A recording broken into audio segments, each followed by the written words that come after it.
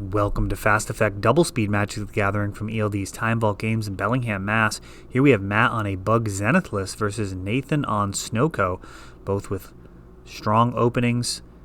Zenith with a Birds of Paradise, but no second land drop, making the Scavenging Ooze less than exciting.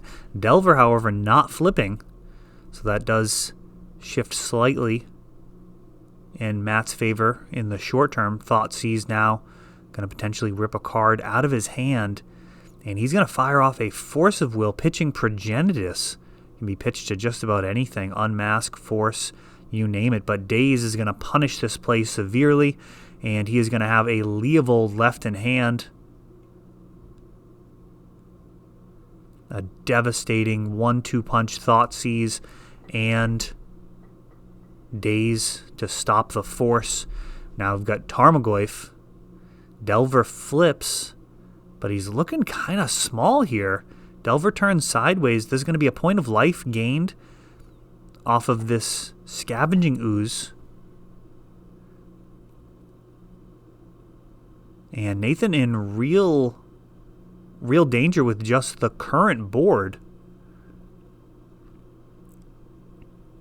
Matt going to take this time to exile Leovold, gain a life, push through the extra damage.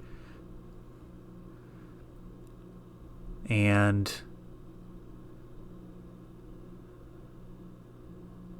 I'm not actually sure what that creature was. We got a little bit of glare. I'll be working on that when we open back up. Currently looking like we may be shut down for a while. It's either going to be severely limited seating or no seating at all in the short term, as we are in the midst of the coronavirus situation.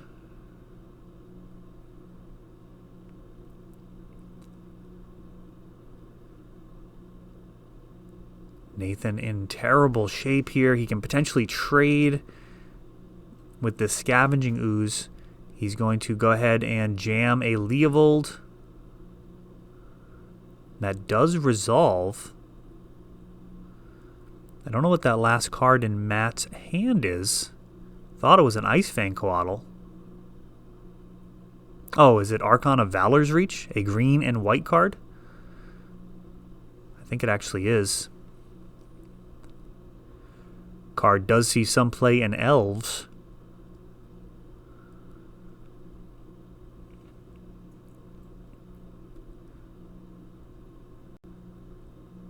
A fetch land to go along with that Brainstorm.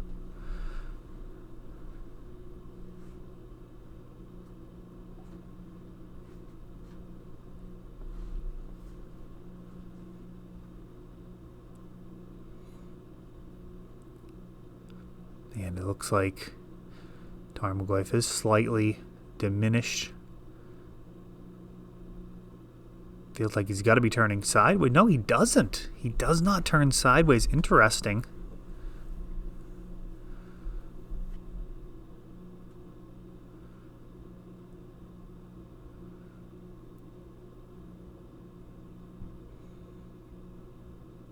During the end step, just going to exile a Brainstorm. And Fatal Push being fired off. And now a Spell Pierce. So that's a little costly. They're removing the Brainstorm. No real benefit.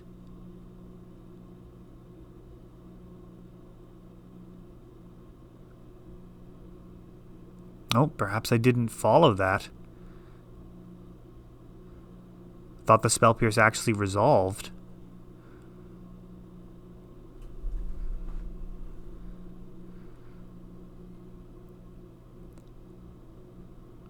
A Tarmogoyf of his own, and now 3 in the air.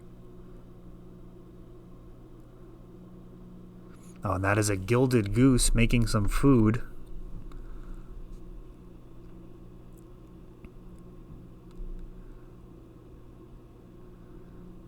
Down to 8.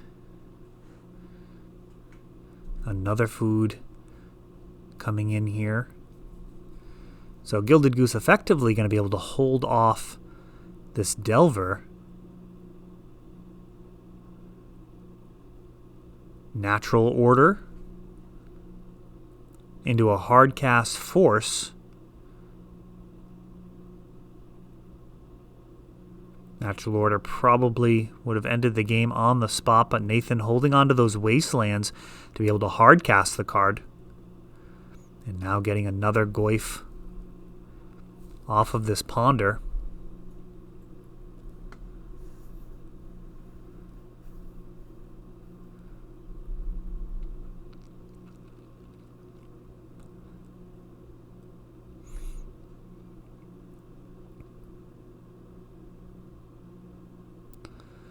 Passing the turn, end of turn, petty theft gets countered with the force of will. That would have certainly ended the game.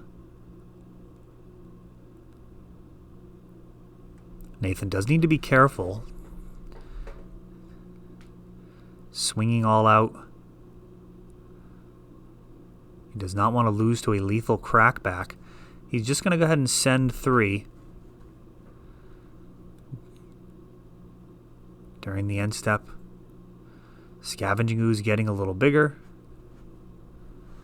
And it looks like these food tokens are going to start being utilized. Going to 2.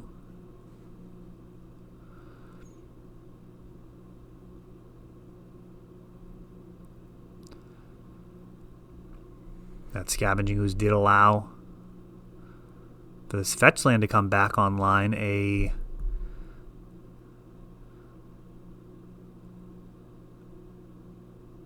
hard-fought game here. Looks like Nathan's actually going to end up picking this one up.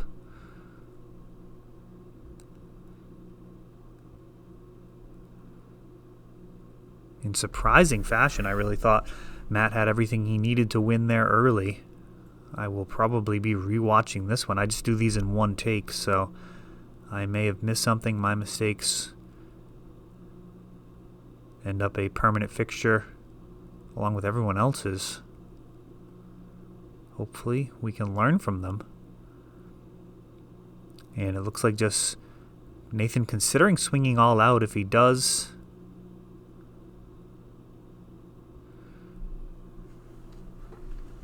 got a ambush Dryad Arbor.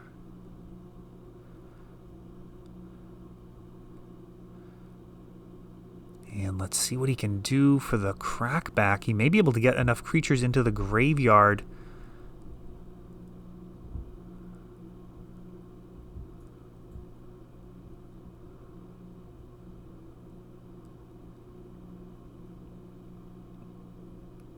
Incredible turn of events here. So blocking post-combat, shrinking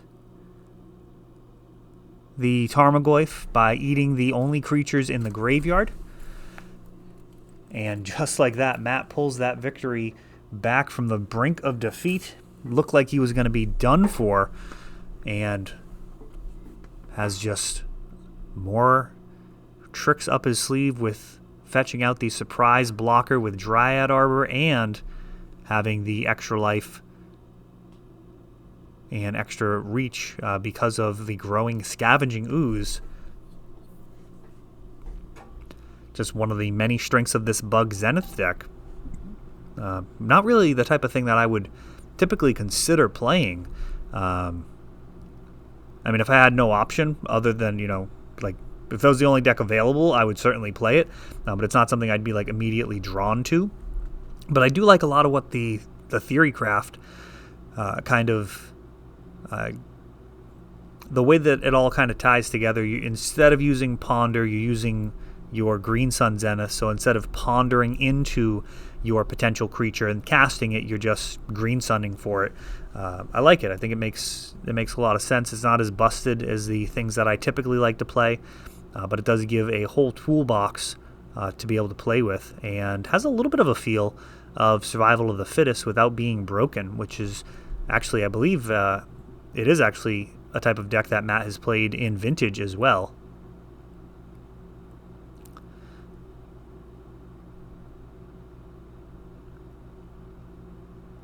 And apparently adjusting the settings manually there. There was some auto-focusing issues there for the first part of the video. I apologize for that. Just getting this all sorted out.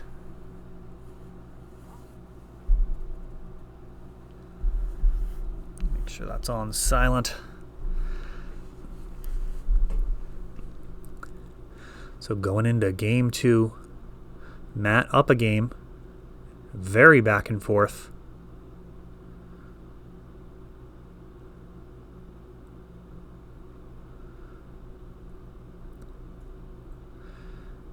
Looks like Nathan's going to have the ideal Delver of Secret opening. May have a Force of Will in hand as well. And turn 1 Green Sun Zenith for that Dryad Arbor.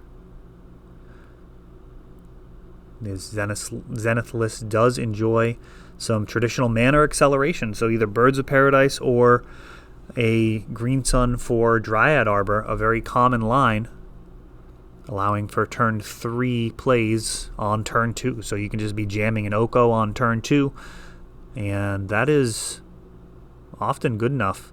We see a Thoughtseize off of this Delver of Secrets. Brainstorm set that up, and now another fetch land, enabling Underground Sea into Thoughtseize. Oko actually was the very real threat coming up on turn 2. And instead, Matt's going to need to settle for fatally pushing Delver of Secrets and jamming a Gilded Goose and getting in for 1. Every point can matter, as we saw last game. Ponder.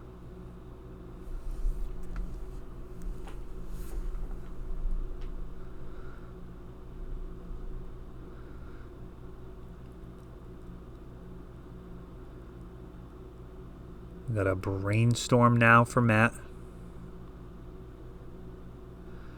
And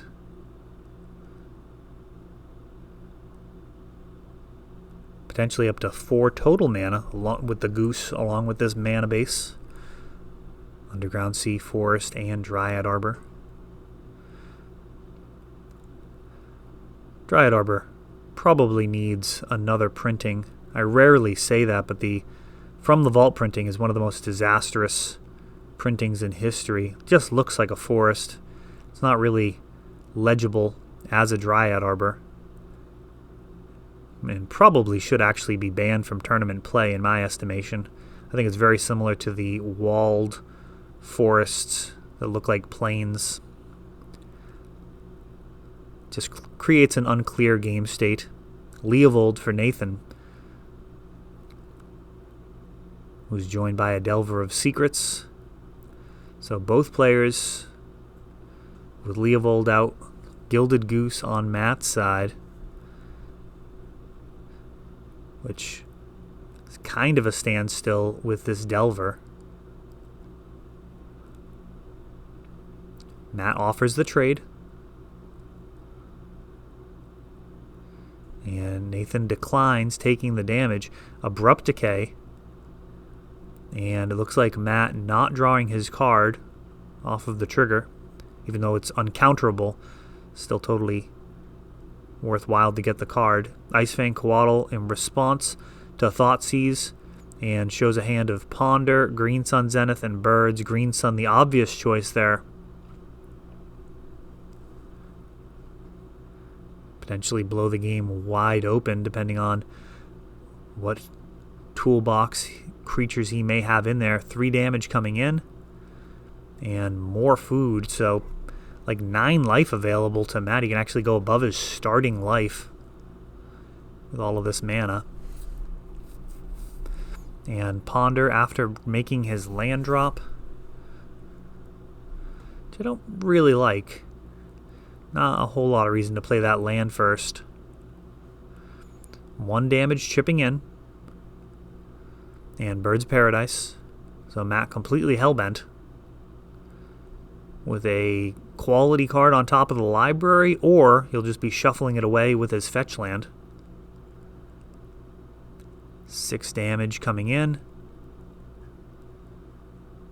And he will, in fact, get a shuffle out of this. Gain some life.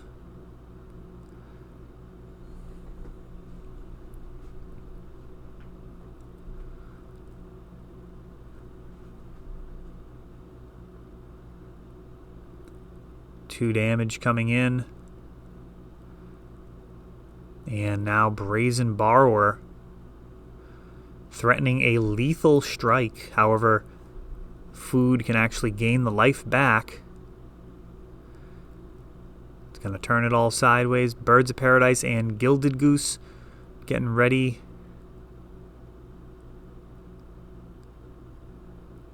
To take one for the team. Inquisition grabs a Brainstorm. And with Leovold out, not too much can be done about that.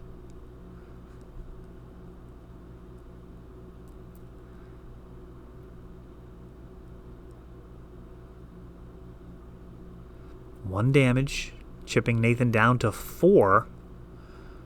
It looks like this Coattle's going to look to trade with Leovold.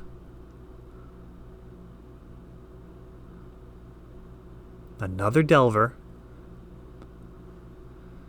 Matt going to gain a whole bunch of life here.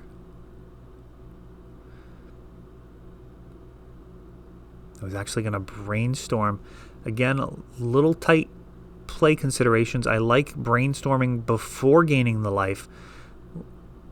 You may find a better use for that mana by brainstorming first. Very often not going to make a difference, but the games where it does, you're going to be very happy with your sequencing. And now a 4 on Green Sun Zenith. Grabs a Questing Beast. And what a finish. Haste cannot be blocked by Nathan's board.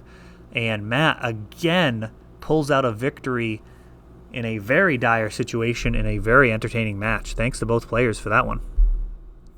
That is all for this one, but don't worry, there is a lot more.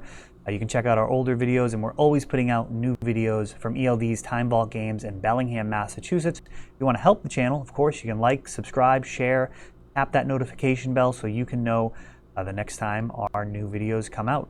Thanks for watching.